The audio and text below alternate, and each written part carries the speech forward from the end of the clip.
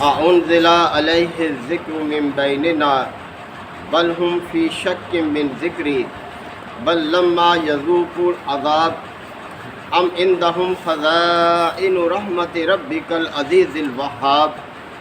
أم لهم ملك السماوات والأرض وما بينهما فليرتقوا في الأسباب جند ما هنالك مهزوم من الأحزاب كذبت قبلهم قوم نوح وعاد وفرعون ذو الأوتاد وثمود وقوم لوط وأصحاب الأيكة أولئك الأحزاب إن كل إلا كذب الرسل فحق عقاب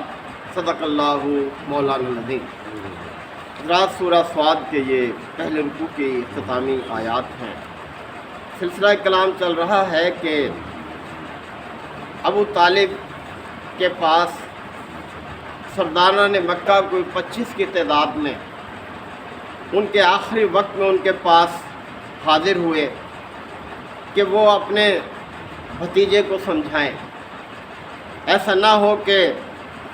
ان کے بعد حالات اس حد تک پہنچ جائیں کہ ہم ان پر ہاتھ ڈالیں اور بڑا نقصان ہو جائے کوئی، اور پھر عرب کے لوگ یہ کہیں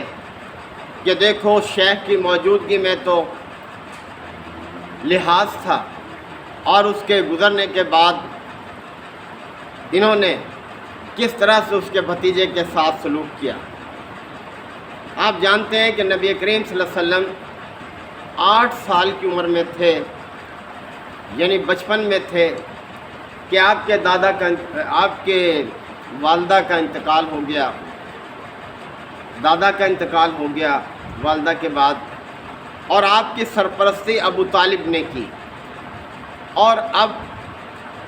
کوئی 10واں سال تھا نبوت کا، یعنی آپ دیکھیں کہ 42 سال گزر چکے تھے۔ اتنے لمبے عرصے سے وہ آپ کی سرپرستی کرتے چلے آ رہے تھے اور بڑا خیال رکھتے تھے آپ کا، بڑی محبت بھی تھی آپ سے۔ تو ان کے پاس سرداران مکہ آئے تھے، لیکن نبی کریم صلی اللہ علیہ وسلم کا جب جواب انہوں نے سنا تو وہ مایوس ہو کر اٹھ کھڑے ہوئے اور کہنے لگے کہ چلو بھائی نکلو یہاں سے اور اپنے معبودوں پر ڈٹے رہو، مت چھوڑو اپنے معبودوں کو، اور یہ بات تو کسی اور مقصد کے لیے ہی کی جا رہی ہے، یعنی یہ شخص جو ہمارے ساتھ سمجھوتہ کرنے کے لیے تیار نہیں ہے، یہ کچھ اور ہی چاہتا ہے، کوئی اپنی ہی بڑائی چاہتا ہے، اور جو باتیں یہ کرتا ہے ہم نے تو ایسی باتیں کبھی پچھلی قوموں سے، ان سے امتوں سے نہیں سنی، یعنی یہ بھی کوئی باتیں ماننے کی ہیں کہ دوبارہ پیدا ہوں گے، حساب کتاب ہوگا، جنت دوزخ ہے، یہ تو بڑی عجیب باتیں ہیں۔ آگے بات پھر بیان کی جا رہی ہے کہ انہی کا ایک اور اعتراض، کہنے لگے اَأُنزِلَ عَلَيْهِ الذِّكْرُ مِن بَيْنِنَا، کہ کیا ہمارے درمیان بس یہی ایک شخص رہ گیا تھا جس پر یہ ذکر نازل ہو گیا، یہ نازل کر دیا گیا اس شخص پر، کیا یہ اس کا مستحق ہے؟ جبکہ مکہ میں اور بڑے بڑے سردار موجود ہیں، ان میں سے کسی کی طرف نازل کیا جاتا تو پھر ہم مانتے۔ اب دیکھیں کتنی یہ لغو بات ہے، جو کائنات کا خالق ہے، مالک ہے، یہ اختیار تو اس کا ہے کہ اپنے بندوں میں سے جس کو جو چاہے منصب عطا کرے، جس سے جو چاہے جو کام لے۔ تو وہ جاتے ہوئے کہنے لگے ان ھذا انزل علیہ الذکر من بیننا، کیا ہمارے درمیان یہی ایک شخص رہ گیا کہ جس پر یہ ذکر نازل کر دیا گیا؟ بل ہم فی شک من ذکری، اللہ تعالیٰ نے فرمایا یہ بات نہیں ہے، بلکہ یہ میرے ذکر کے بارے میں شک میں پڑے ہوئے ہیں، یہ اس پر یقین کرنے کو تیار نہیں ہے جو تعلیمات اس ذکر میں موجود ہیں۔ بل لما یذوقوا عذاب، بلکہ انہوں نے میرے عذاب کا مزہ چکھا ہی نہیں ہے کہ میری گرفت اور میری پکڑ کیسی ہوتی ہے انکار کرنے والوں پر، انہوں نے اس چیز کو سمجھا ہی نہیں ہے۔ ام عندہم خزائن رحمت ربک عزیز الوہاب، کیا تمہارے غالب اور داتا رب کی رحمت کے خزانے ان کے اختیار میں ہیں؟ کیا یہ مالک ہے اس کے کہ ان کا فیصلہ جو ہے وہ قبول کیا جائے؟ اللہ تعالیٰ کائنات کا خالق مالک ہے، یہ زمین اور آسمان اور اس کے درمیان ہر چیز اس کی مخلوق ہے، اس کی ملکیت ہے، اسی کے اختیار میں ہے ساری فرما روائی اس کائنات کی۔ تو کیا ان کے مالک یہ ہیں، یہ سارے خزانوں کے مالک، آسمان اور زمین اور اس کے درمیان جو کچھ ہے؟ ام لہم ملک السماوات والارض وما بینہما، کیا یہ زمین و آسمان اور اس کے درمیان ہر چیز کے مالک یہ ہیں جو ایسی باتیں کر رہے ہیں؟ فَلْيَرْتَقُوا فِي الْأَسْبَابِ، اگر ایسا ہے، اگر اس زوم میں ہیں یہ مخالفین، تو پھر عالم اسباب کی بلندیوں پر چڑھ کر دیکھیں، یعنی پھر اس کائنات کے اقتدار پر قبضہ کریں اور پھر یہ فیصلہ کریں کہ کس کو پیغمبر بنانا ہے۔ ایسا کر کے ذرا دیکھیں، کوشش کر لیں اپنی ایسی بڑی بات جو کرتے ہیں کہ کیا ہمارے درمیان یہی شخص باقی رہ گیا؟ اس چیز کا جواب دیا جا رہا ہے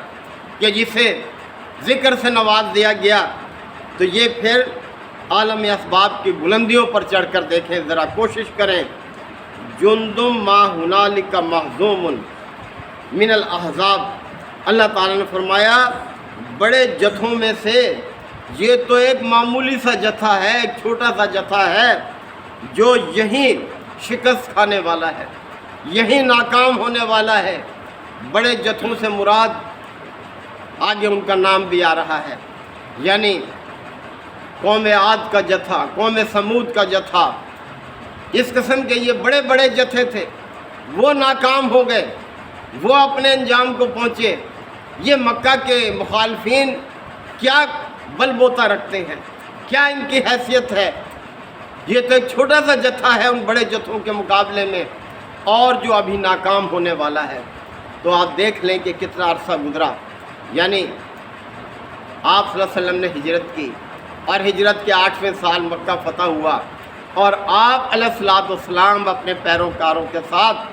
ایک کامیاب لشکر کی حیثیت سے ان کے شہر میں داخل ہوئے۔ نہ صرف مکہ بلکہ پورا عرب، اور آپ ہی کی حیات مبارکہ میں عرب اور عجم جو ہے وہ آپ کے زیر نگیں ہو گیا۔ یعنی کس طرح سے دیکھیں اللہ تعالیٰ کی یہ دھمکی جو ہے وہ پوری ہوئی، کوئی زیادہ عرصہ نہیں گزرا۔ تو اس لیے فرمایا کہ جند ما ہنالک مہزوم من الاحزاب، کہ بڑے جتھوں میں یہ ایک معمولی سا جتھا ہے جو یہی ناکام ہونے والا ہے۔ کذبت قبلہم قوم نوح وعاد وفرعون ذو الاوتاد، ان سے پہلے جھٹلایا قوم نوح نے، قوم عاد نے، فرعون ذو الاوتاد نے، یعنی میخوں والے فرعون نے۔ میخوں والے فرعون سے مراد یہ ہے کہ فرعون کی حکومت اتنی مضبوط تھی جیسے زمین میں میخ گاڑ دی جائے، یا اس کا ایک مطلب یہ بھی ہو سکتا ہے کہ وہ اتنے بڑے لشکروں کا مالک تھا کہ جہاں وہ خیمہ زن ہوتے تھے تو دور دور تک ان کے خیموں کے کھوٹے کھوٹے نظر آتے تھے، یا یہ مطلب بھی ہو سکتا ہے کہ جو اس کی مخالفت کرتا تھا وہ اس کے جسم میں میخیں ٹکوا دیتا تھا، یعنی یہ سبھی مراد ہو سکتی ہیں۔ تو اللہ تعالیٰ نے فرمایا ان سے پہلے قوم نوح نے جھٹلایا، دیکھو اس کا کیا انجام ہوا، قوم عاد نے جھٹلایا، اس کا کیا انجام ہوا، اور میخوں والے فرعون نے جھٹلایا، دیکھو لاکھوں کی تعداد میں وہ سمندر میں بنی اسرائیل کی آنکھوں کے سامنے غرق ہو گیا، اور اس وقت سے لے کر اس کی جو لاش ہے کب تک عبرت کا نشان بنی رہی لوگوں کے سامنے، اور آج بھی جو ہے وہ موجود ہے۔ اور اسی طرح سے وہ فرمایا کہ وَثَمُودُ وَقَوْمُ لُوطٍ وَأَصْحَابُ الْأَيْكَةِ، اسی طرح سے قوم سمود نے جھٹلایا، دیکھو کیا انجام ہوا اس کا، قوم لوط نے جھٹلایا، اس کا کیا انجام ہوا، اور اصحاب الایکہ یعنی جنگل والوں نے، یہ شعیب علیہ السلام کی قوم تھی، دیکھو انہوں نے جھٹلایا تو ان کا کیا انجام ہوا۔ یہ تو ایک معمولی سا جتھا ہے۔ اولئک الاصحاب، فرمایا جتھے تو وہ تھے کہ جن کا دیکھو کیا انجام ہوا، جن کے کیا حیثیت ہے۔ اس وقت مکہ کی آبادی بہت تھوڑی سی آبادی تھی، اور ان میں یہ مخالفین جو نبی کریم صلی اللہ علیہ وسلم کی اس دعوت کو نیچا دکھانے کے لیے اپنا ایڑی چوٹی کا زور لگا رہے تھے، فرمایا کہ یہ کیا حیثیت ہے ان کی، یہ کیا بگاڑ سکتے ہیں ہمارے پیغمبر کا، ہماری دعوت کا۔ ان کل الا کذب الرسل،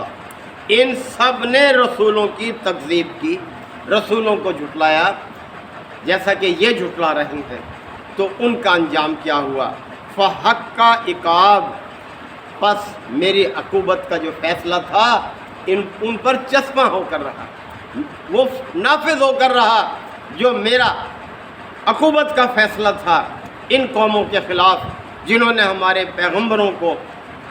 نیچا دکھانے کے لیے اپنے وسائل استعمال کیے، طرح طرح کی سازشیں کی، تو یہ بھی اس طرح سے ناکام ہو جائیں گے۔ اور واقعی یہ کس طرح سے ناکام ہوئے، سب نے چند سالوں کے بعد ان کا انجام دیکھ لیا، اور آپ صلی اللہ علیہ وسلم اور آپ کے پیروکاروں کی کامیابی کو بھی کس طرح سے دنیا نے اپنی آنکھوں سے دیکھا۔ آئندہ کے لیے بھی یہ سبق ہے۔ اللہ تعالیٰ کا وعدہ ہے اہل ایمان سے، فرمایا وَأَنْتُمُ الْأَعْلَوْنَ إِن كُنتُم مُؤْمِنِينَ،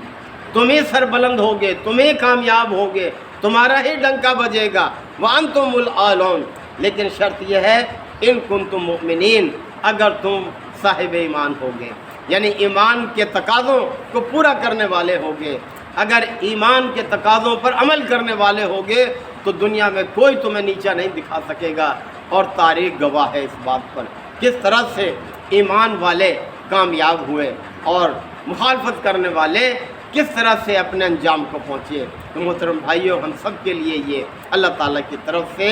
وعید ہے، ہمیں اپنی ذمہ داری کو سمجھنا چاہیے اور اس کو پورا کرنے کی فکر کرنی چاہیے۔ اللہ تعالیٰ ہم سب کو عمل کی توفیق عطا فرمائے۔ وآخر دعوانا الحمد للہ رب العالمین، الحمد للہ وکفیٰ وسلام علی عبادہ الذین اصطفیٰ۔